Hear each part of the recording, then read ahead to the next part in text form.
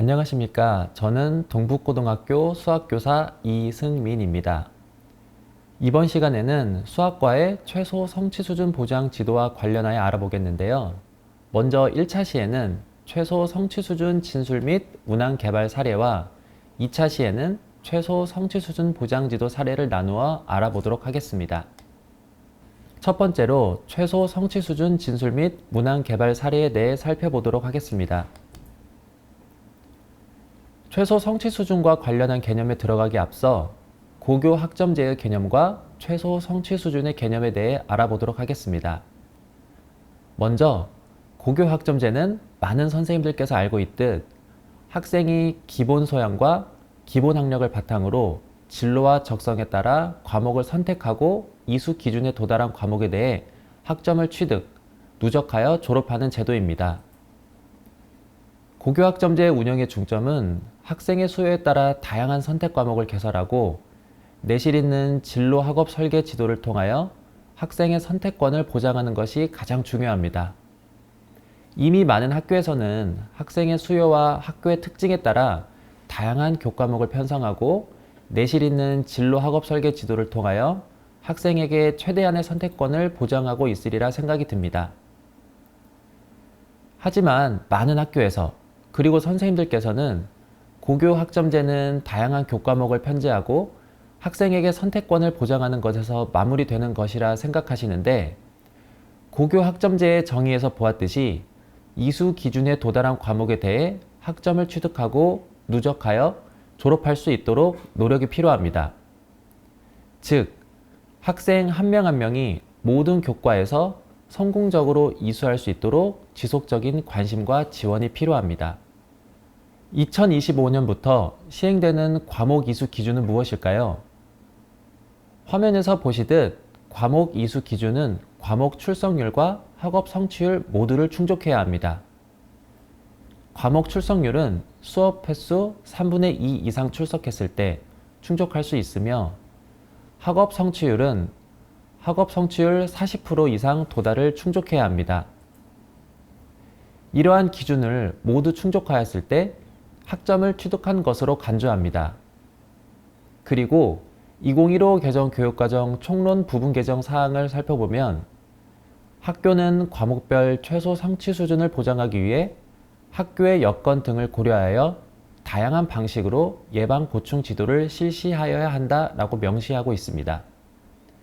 즉, 2023년부터 반드시 최소 성취 수준 예방 보충 지도를 실시하여야 합니다. 그렇다면 최소 성취 수준은 무엇일까요? 최소 성취 수준은 각 과목의 교수 학습이 끝났을 때 학생들이 성취하기를 기대하는 지식, 기능, 태도에 최소한으로 도달한 정도를 의미합니다. 2025년부터 전면 도입되는 고교 학점제에서는 과목별로 학업 성취율 40% 미만일 경우 최소 성취 수준에 미도달하여 해당 과목을 미이수한 것으로 간주합니다. 고교학점제 종합추진계획에서 발표한 내용을 살펴보면 현행은 성취율에 따라 A, B, C, D, E로 나누어 성취도를 평가하지만 2025년 이후에는 40% 미만을 I로 표기하고 40% 미만을 미이수 처리하도록 되어 있습니다. 2025년에 전과목 미이수 도입에 대비하여 2023년, 2024년에는 1학년 공통과목 국어, 영어, 수학 과목에 대해 최소 성취 수준 보장 지도를 실시하게 되며, 많은 학교와 선생님들께서는 이에 대비하여 다양한 준비를 하고 계실 거라 생각이 듭니다. 저는 2018년부터 현재까지 고교학점제 연구학교를 운영하면서 2019년도부터는 최소 성취 수준 보장 지도와 관련한 다양한 프로그램을 연구하였고 학생들을 지도하였으며, 운영하며 어려웠던 점, 특히 수학과를 중심으로 오늘 이 시간을 통해 선생님들과 함께 나누고자 합니다. 먼저 첫 번째로 최소 성취 수준 진술 및 문항 개발의 중요성에 대해 알아보고자 합니다. 일단 어느 학생이 해당 과목의 최소 성취 수준에 도달하지 못했는지를 알기 위해서는 평가를 거쳐야 합니다. 평가를 통해 학생을 선발하고 지도하는 과정을 거치게 되는데 어떠한 평가 도구를 사용하며 최소 성취 수준 미도달 예상 학생 또는 실제 최소 성취 수준 미도달 학생을 선발하는 것이 가장 합리적일지에 대한 고민이 있으실 것입니다. 실제로 최소 성취 수준 보장 지도는 평가 문항을 개발하는 것에서 출발한다고 볼 수 있습니다. 최소 성취 수준 보장 지도를 4년간 운영하면서 학생의 선발 과정에서 다양한 평가 도구를 활용해 보았으며 각 평가 도구에 따른 장점과 단점을 공유 드리고자 합니다. 최소 성취 수준 보장 지도를 실시하고자 하였을 때 전국적으로 소수의 학교만이 최소 성취 수준 보장 지도를 실시하고 있었기에 다양한 정보를 공유할 수 있는 기회가 없었습니다. 저희 학교는 2019년도에 처음 운영을 실시하였을 때 3월 모의고사 점수를 기준으로 일정 등급 이하는 최소 성취 수준 미도달 예상 학생으로 판정하고 지도를 실시하였습니다.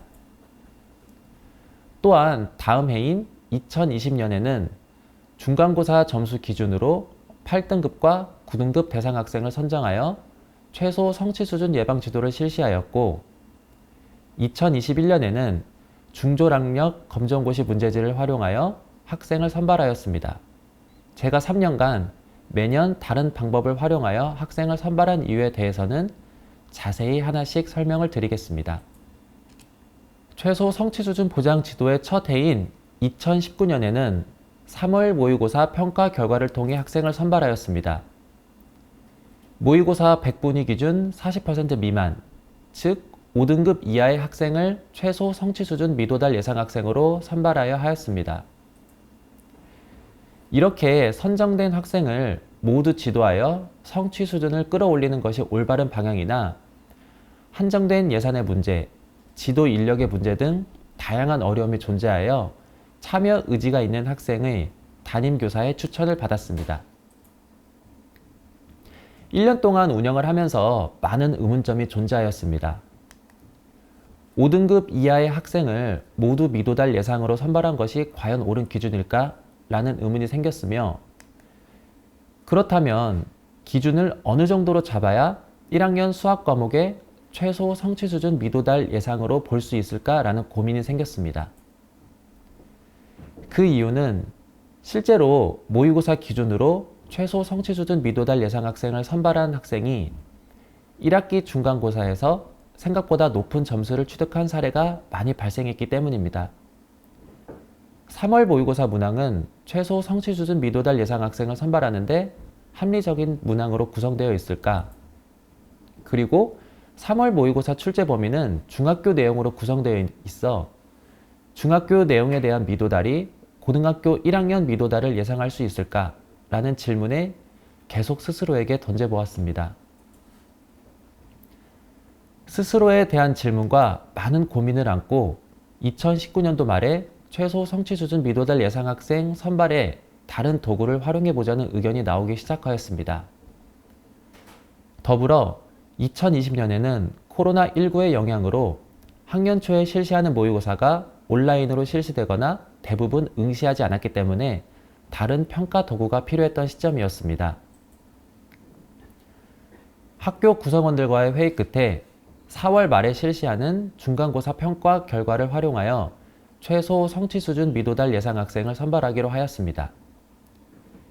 처음 계획으로는 중간고사 40점 미만의 학생을 모두 성취 수준 미도달 예상 학생으로 선발하여 지도하려 하였으나 1학년 500명의 학생 중에서 100여 명의 학생이 대상자로 선정되어 계획을 8등급과 9등급에 해당하는 학생으로 변경하여 약 55명의 학생을 대상자로 선발하였습니다.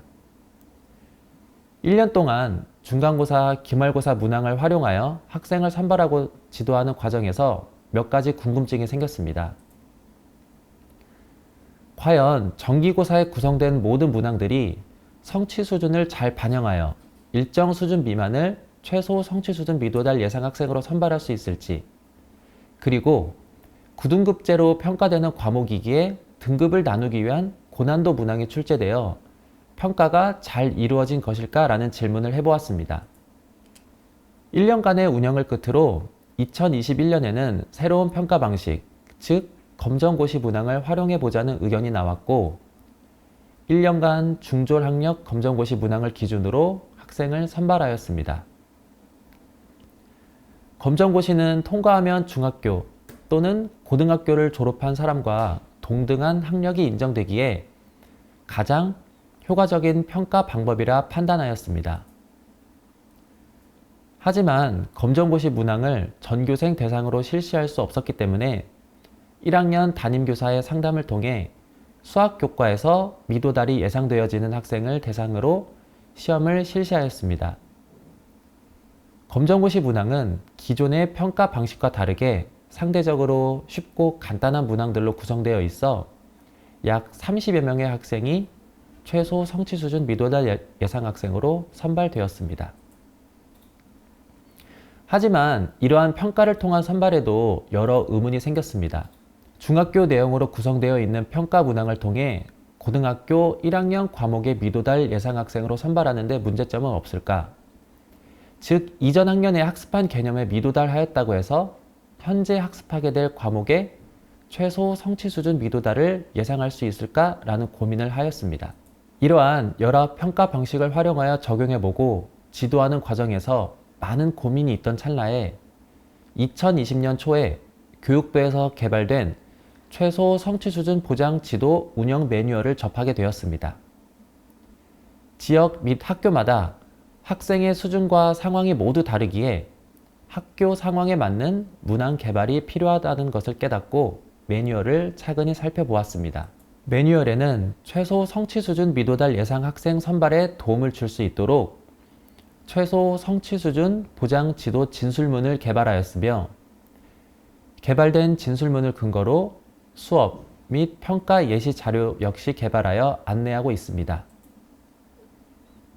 개발된 자료를 활용하여 최소 성취 수준 미도달 예상 학생을 판단하면 좋을 것으로 생각하여 매뉴얼에 있는 최소 성취 수준 진술문을 근거로 문항을 재구성하거나 교육부에서 개발한 자료를 그대로 활용하여 평가에 활용하였습니다.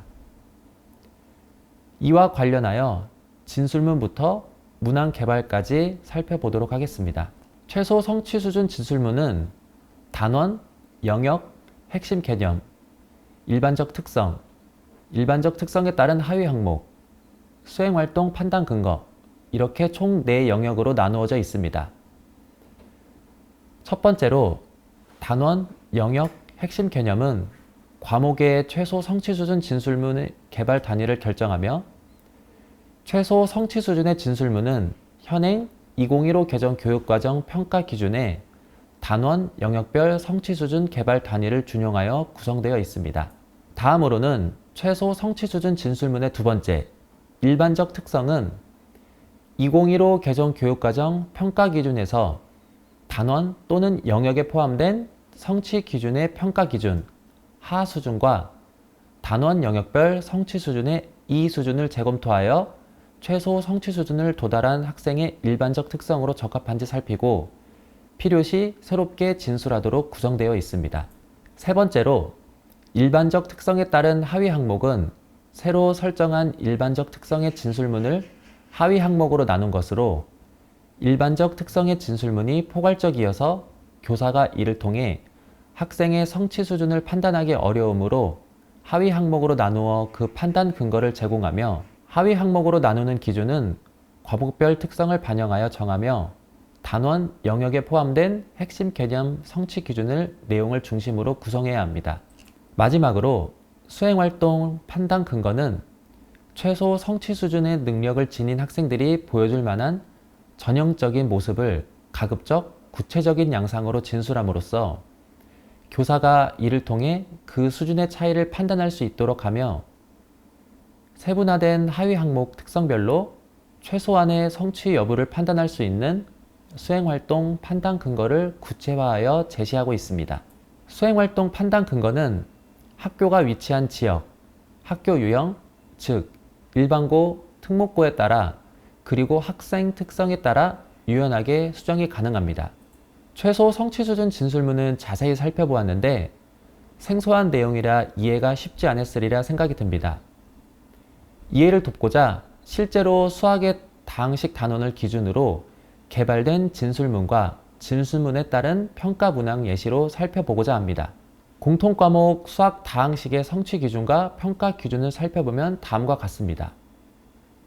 교육과정 성취 기준 10 수학 01-01은 다항식의 사칙 연산을 할 수 있다라고 성취 기준을 제시하고 있으며 그에 따라서 평가 기준은 상, 중, 하로 구성되어 있습니다. 여기에서 우리는 최소 성취 수준에 초점을 맞추어져 있기 때문에 가장 아래 단계인 하 기준인 간단한 다항식의 사칙 연산을 할 수 있다에 초점을 맞추어야 할 것입니다. 그리고 공통과목 수학 다항식의 성취 기준의 일반적인 특성을 살펴보면 성취 기준은 총 5가지로 나누어져 있으며 가장 하위 성취 기준을 이 기준을 살펴보면 다항식의 계산, 나머지 정리, 인수분해와 관련한 기본 개념을 알고 이를 기초로 간단한 문제를 해결하려고 노력한다 라고 제시되어 있습니다. 우리가 현재 초점을 두고 있는 학생은 이 수준보다 낮은 수준을 보이는 학생을 선발하는 것이기에 성취 기준 2를 재구성하여 새롭게 진술하는 것이 필요합니다. 실제로 개발된 다항식의 성취 수준 진술문을 살펴보면 다음과 같습니다. 일반적인 특성을 보시면 조금 전에 성취 수준 2 수준에서는 기본 개념을 알고 이를 기초로 간단한 문제를 해결하려고 노력한다 라고 제시되어 있지만 기본 개념에서 기초 개념으로 수정한 것을 확인할 수 있습니다. 또한 그에 따른 하위 항목도 이렇게 구성되어 있으며 수행활동 판단 근거는 다항식의 사칙 연산을 덧셈과 뺄셈, 곱셈, 나눗셈으로 나누어 구성하였습니다. 여기에서 많은 선생님들께서 고민에 빠지실 것입니다. 그 이유는 다항식의 사칙 연산을 모두 할 수 있는 학생을 기준으로 최소 성취 수준 이상 학생으로 선발해야 한다면 한 학급에 엄청나게 많은 학생이 미도달 예상 학생으로 선정될 것입니다. 한번 교실을 돌이켜보면 다항식의 나눗셈을 못하는 학생들의 수가 상당하기 때문입니다. 이러한 이유로 제시된 수행활동 판단 근거를 학교 상황에 맞게 수정하여 사용하는 것이 필요합니다. 어떤 학교에서는 다항식의 사칙 연산 중 덧셈과 뺄셈을 완벽히 수행하였다면 최소 성취 수준에 도달한 것으로 평가할 수 있을 것이며 학교 상황에 따라 나눗셈까지 그리고 인수분해 공식까지를 최소 성취 수준 도달 기준으로 평가할 수 있을 것입니다. 가장 기초인 다항식의 덧셈과 뺄셈을 최소 성취 수준 도달 기준으로 판단하였다면 이에 따른 평가 문항을 개발할 수 있으며 평가를 통해 학생을 선발하면 됩니다. 교육부에서 연구한 최소 성취 수준 보장 지도 매뉴얼을 보시면 각 수행활동 판단 근거별로 문항을 모두 구성하여 제공하고 있습니다. 그 예를 보시면 다음과 같습니다. 저의 경우에는 최소 성취 수준 진술문을 통해 개발된 문항을 그대로 활용하기도 하였지만 학교 상황에 맞게 재구성하여 사용했던 사례도 있습니다. 이를 간단히 소개드리자면 조금 전에 보여드렸던 간단한 다항식의 덧셈과 뺄셈을 할 수 있다는 수행활동에 대해서 이렇게 재구성해 보았습니다. 왼쪽은 교육부에서 개발한 자료이며 오른쪽은 제가 해당 내용을 근거로 재구성한 문항입니다. 교육부에서 개발한 문항을 살펴보면 1차 다항식의 덧셈과 뺄셈이 존재하지 않아 저는 1차 다항식의 덧셈과 뺄셈을 추가시켜 보았으며 동료한끼리의 계산을 할 수 있는지 평가하고자 문항을 새롭게 구성하였습니다. 두 번째 개발 사례는 다항식의 사칙 연산 중 곱셈, 즉 분배 법칙을 이용하여 간단한 다항식의 곱셈을 할 수 있다는 수행활동을 재구성한 사례입니다. 왼쪽은 교육부에서 개발한 평가 예시 자료이며 해당 문항을 그대로 활용하여 미도달 예상 학생을 선발할 수 있지만 오른쪽 내용에서 볼 수 있듯이 다항식의 곱셈도 조금의 수정을 해보았습니다. 평가를 통해 학생들이 곱셈 공식을 알고 있는지, 그리고 이를 활용할 수 있는지에 대한 정보를 알고 싶었으며, 기존에 개발된 평가 자료는 1차항의 곱셈으로 이루어져 있어 최고차항을 조금 변경하여 재구성해 보았습니다. 마지막으로 한 가지 사례를 더 살펴보도록 하겠습니다. 간단한 인수분해 공식을 알고 있는지에 대한 평가를 수행활동 판단 근거를 기준으로 삼았으며, 이에 따른 개발된 평가 문항과 이를 토대로 재구성한 문항은 다음과 같습니다. 이렇게 재구성한 이유는 학생들은 일반적으로 도형과 관련한 문제는 어려워하기 때문에 숫자를 하나의 문자로 치환하여 인수분해하는 형식의 문제로 수정하였습니다. 마지막으로 학교 및 학생의 수준을 잘 파악하였다 할지라도 문항 개발에 오류가 있다면 어떠한 문제가 생기는지 한 가지 사례를 살펴보도록 하겠습니다. 저는 교육부에서 운영한 최소 성취 수준 보장 지도 전문가 양성 과정을 운영하면서 1박 2일 동안 많은 선생님들과 다양한 문제를 함께 개발하고 공유하는 시간을 가졌습니다. 이때 조별 활동을 진행하였는데 한 조에서 개발한 문항을 보여드리고자 합니다. 유리 함수의 그래프를 그릴 수 있는지에 대한 평가 문항이었으며, y는 x분의 1의 그래프를 그릴 수 있는지를 평가하는 문제를 개발하였습니다. 화면을 보시면 y는 x분의 1에 x값을 대입하여 y값을 구하고 이를 좌표 평면 위에 나타내는 과정인데, 언뜻 보기에는 매우 쉬워 보이는 문제일 수 있습니다. 하지만 중간에 x가 마이너스 2분의 1, 2분의 1일 때를 보시면 이 부분에서 많은 학생들이 어려움을 겪을 것이라 예상이 됩니다. 즉, 번분수의 개념이 등장하여 빈칸을 완성하지 못하는 학생이 많이 발생할 것으로 예측되며, 이러한 결과는 선생님들의 의도와 다르게 많은 학생들이 최소 성취 수준 미도달로 선정될 수 있다는 결과를 가져올 수 있습니다. 이렇듯 학생 수준에 따른 평가 문항의 개발은 매우 중요하다는 점을 다시 한번 말씀드리며, 이러한 문항이 언제, 어떻게 쓰이는지 마지막으로 살펴보도록 하겠습니다. 최소 성취 수준 진술문에 근거한 평가 자료를 개발하여 다양한 상황에서 활용할 수 있습니다. 첫 번째로 학기 중에 진행되는 최소 성취 수준 예방 지도 프로그램의 대상자를 선정하기 위해, 두 번째로 학기 말에 최종적으로 과목의 최소 성취 수준 미도달 학생을 선발하기 위해, 그리고 경우에 따라서 정기고사에 포함하여 최소 성취 수준 미도달 학생 선발에 활용할 수 있습니다. 여기까지 최소 성취 수준 보장 지도를 위한 가장 첫 번째 준비 단계인 최소 성취 수준 진술 및 문항 개발 사례를 살펴보았습니다. 바로 이어서 다음 차시에는 평가 도구가 결정되었다면 어떤 방법을 통해 학생들을 지도하였는지, 최소 성취 수준 보장 지도 사례를 선생님들과 함께 나누는 시간을 갖도록 하겠습니다.